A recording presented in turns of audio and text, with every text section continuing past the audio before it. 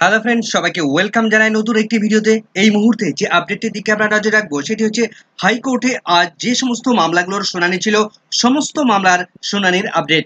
অনেকগুলো মামলা আজ শুনানির জন্য লিস্টেড ছিল। একদিকে প্রাথমিকে 59,000 প্রাথমিক প্যানেল প্রকাশ মামলা, অন্যদিকে একাডেমিক পরিবর্তন সংক্রান্ত গুরুত্বপূর্ণ মামলা, এবং অন্যদিকে 2020 সালে নিয়োগ হওয়া 16,500 নিয়োগ সংক্রান্ত একটি গুরুত্বপূর্ণ মামলা। বিভিন্ন নিয়োগ সংক্রান্ত এই মামলাগুলি আজ কলকাতা হাইকোর্টে ওঠে।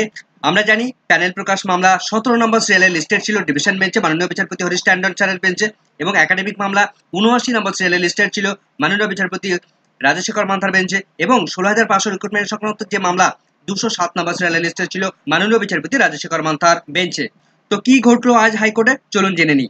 তো প্রথমেই আসি প্রাথমিকের 59,000 যে প্যানেল, সে প্যানেল প্রকাশ সংক্রান্ত যে মামলাটি মাননীয় বিচারপতি হরিশ ট্যান্ডন এবং মাননীয় বিচারপতি প্রসেনজিৎ বিশ্বাসের ডিভিশন বেঞ্চে আজ উঠেছিল। কিন্তু আজ যে ঘটনাটা ঘটে সেটি হচ্ছে, প্রথমেই মাননীয় বিচারপতিরা তিনি কিন্তু শুনানি শুরু করেন। তো মাত্র কয়েকটা মামলার শুনানি হয়েছে। তো সিরিয়াল নাম্বার যদি আমি দেখি তাহলে সেক্ষেত্রে দেখা যাবে যে 1 নম্বর মামলার শুনানি হয়েছে, 9 নম্বরে শুনানি হয়েছে, 11 নম্বরে শুনানি হয়েছে, 13 নম্বরে এবং 20 নম্বরে শুনানি হয়েছে। কিন্তু প্রাথমিকের এই প্যানেল প্রকাশ সংক্রান্ত মামলাটি 17 নম্বরে লিস্টেড ছিল, কিন্তু 17 নম্বরে কোনো অ্যাডভোকেট, বিবাদী পক্ষ, বাদী পক্ষ কেউ কিন্তু আজ কোর্টরুমে উপস্থিত ছিলেন না। তো ডিভিশন বেঞ্চে টোটাল 209টি মামলা আজ লিস্টেড ছিল শুনানির জন্য, কিন্তু মাত্র 5টি মামলা হালকা করে অল্প করে শুনানি হয়েছে। তো প্রত্যেক মামলার সিরিয়াল ধরে ধরে, এক থেকে পরপর সিরিয়াল ধরে ধরে কিন্তু প্রত্যেককেই ডাকা হয়েছে, কিন্তু কোনো মামলার বাদী পক্ষ বা বিবাদী পক্ষ, কোনো পিটিশনারের অ্যাডভোকেট বা কোনো রেসপন্ডেন্টের অ্যাডভোকেট কেউই কিন্তু আজ উপস্থিত ছিল না কলকাতা হাইকোর্টের কোর্টরুমে। তো সেক্ষেত্রে প্রাথমিক প্যানেল প্রকাশের মামলায় প্রাথমিক শিক্ষা পর্ষদ তারা উপস্থিত ছিল না, বা পিটিশনারের পক্ষ থেকে তারাও কেউ উপস্থিত ছিল না, সুতরাং মামলাটি শুনানিই হয়নি। তো আজ কেন শুনানি হলো না? এত মামলার এত অ্যাডভোকেটরা সবাই কেন অনুপস্থিত ছিলেন আজ?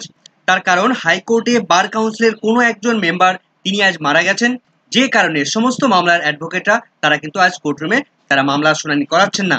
অথচ সমস্ত মাননীয় বিচারপতিরা তারা কিন্তু কোর্টরুমে তারা প্রেজেন্ট আছেন। অল্প 2-1টা মামলা ছাড়া অন্যান্য মামলাগুলো কিন্তু শুনানি হচ্ছে না।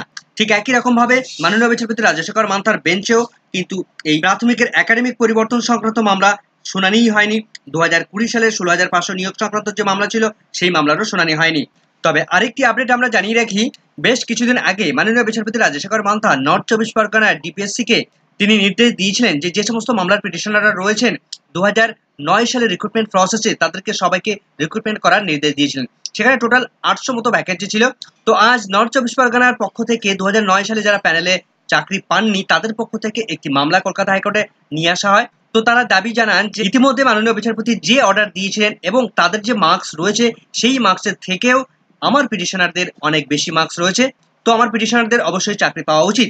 তো মামলাটি উত্থাপন করলে মাননীয় বিচারপতি রাজশেখর মান্থা তিনি বলেন যে আপনারা যে মামলা করেছেন সেই মামলার যে আমি কাট অফ বেঁধে দিয়েছিলাম ডেট, অর্থাৎ নির্দিষ্ট ডেট ফিক্স করে দিয়েছিলেন, ওই ডেটের পর তিনি কিন্তু আর কোনো রকম ভাবে আর কোনো মামলা শুনবেন না এই 2009 সংক্রান্ত বিষয়ে। সেক্ষেত্রে 31শে মার্চ 2024 তারিখ লাস্ট ডেট ছিল। এই ডেটের পরে কোনো মামলা তিনি আর অ্যাকসেপ্ট করবেন না, এটা কিন্তু তিনি অনেক আগেই অর্ডারের মধ্য দিয়ে জানিয়ে দিয়েছিলেন। তো তখন মাননীয় বিচারপতি তিনি তখন প্রশ্ন করেন যে আমি যে কাট অফ বেঁধে দিয়েছিলাম সেই কাট অফের আগে যদি হয় তাহলে আমি শুনবো, যদি কাট অফের পরে হয় তাহলে আমি কিন্তু শুনবো না। তো দেখা যায় মাননীয় বিচারপতি যে কাট অফ বেঁধে দিয়েছিলেন সেই কাট অফের পরে এই মামলাগুলো করা হয়েছে। সুতরাং মাননীয় বিচারপতি তিনি পরিষ্কারভাবে জানিয়ে দেন যে এই মামলা আমি আর কোনো রকম ভাবে অ্যাকসেপ্ট করতে পারবো না, কেননা আমি অলরেডি ইনস্ট্রাকশন দিয়ে দিয়েছি, অলরেডি অর্ডার দিয়ে দিয়েছি। সুতরাং এই মামলাটি কোর্টের পক্ষে আর নতুনভাবে শোনা সম্ভব নয়। তো এভাবে কিন্তু আজকের সমস্ত মামলাগুলো কলকাতা হাইকোর্টে উঠলেও বিশেষভাবে শুনানি হয়নি।